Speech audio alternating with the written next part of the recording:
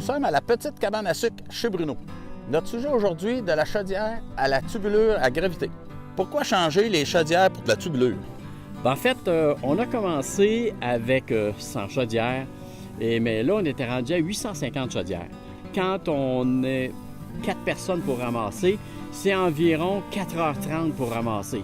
Et on sait très bien que le dégel, il est fait après dîner, vers 1h, 2h. Fait qu'on va attendre pour ramasser le plus tard possible parce que ça coule 3h l'après-midi, ça coule beaucoup, en fait, ici. Alors là, on commence à ramasser vers 4h.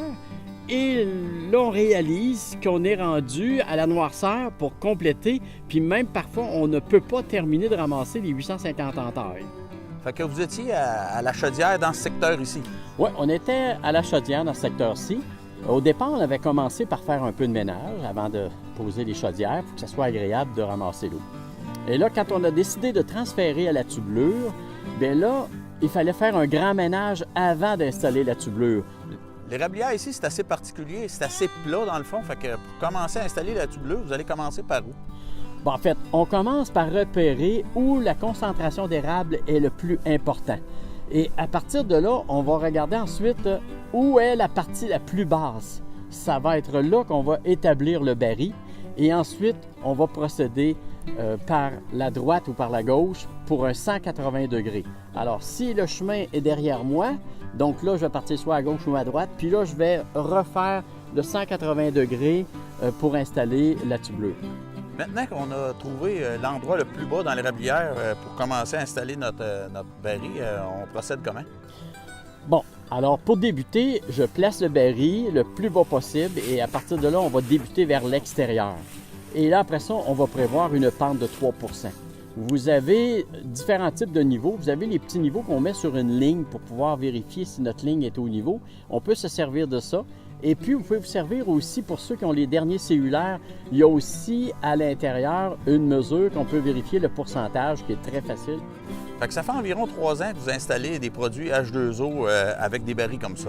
Oui, on a commencé ça il y a environ 3 ans pour faire des essais parce qu'on voulait éviter de ramasser pendant 4 heures. Et là, c'est devenu une partie de plaisir. C'est devenu vraiment intéressant. Pourquoi? Parce que même mon épouse, avec le VTT, peut ramasser l'eau, tandis que moi, je suis en train de bouillir à la cabane.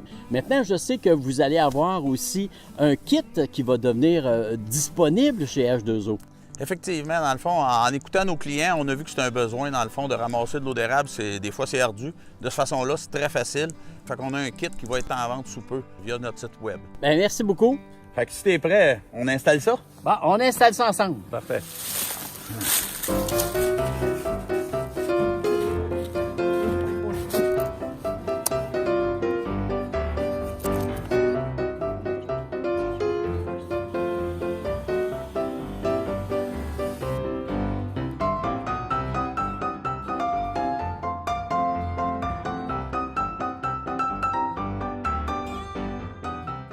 Avec le raccord coulissant, on va retendre la ligne.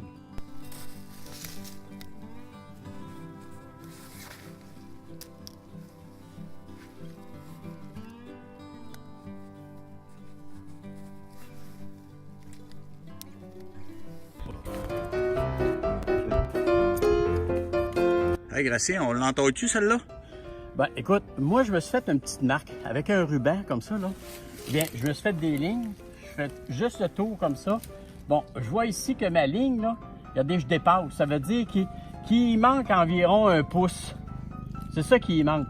Fait que je vais attendre qu'elle ait la bonne dimension, puis je l'entaillerai peut-être dans 2, 3 ou 4 ans. Fait que la fin de ligne, le T est un petit peu différent. C'est un T avec un crochet. On va venir l'accrocher ici, puis après ça, ça va servir aussi de chute de cette façon-là. Maintenant, nous allons raccorder les 5 lignes au baril en commençant par mettre le teflon. Pour le raccordement de la tubulure, il y a 2 façons de faire. On a des pinces qui sont faites exprès pour ça. On a aussi la vieille méthode qu'un thermos avec de l'eau bouillante, qu'on peut rentrer la tubulure, on peut amollir le 5/16, puis par la suite, on va insérer sur les fittings, dans le fond.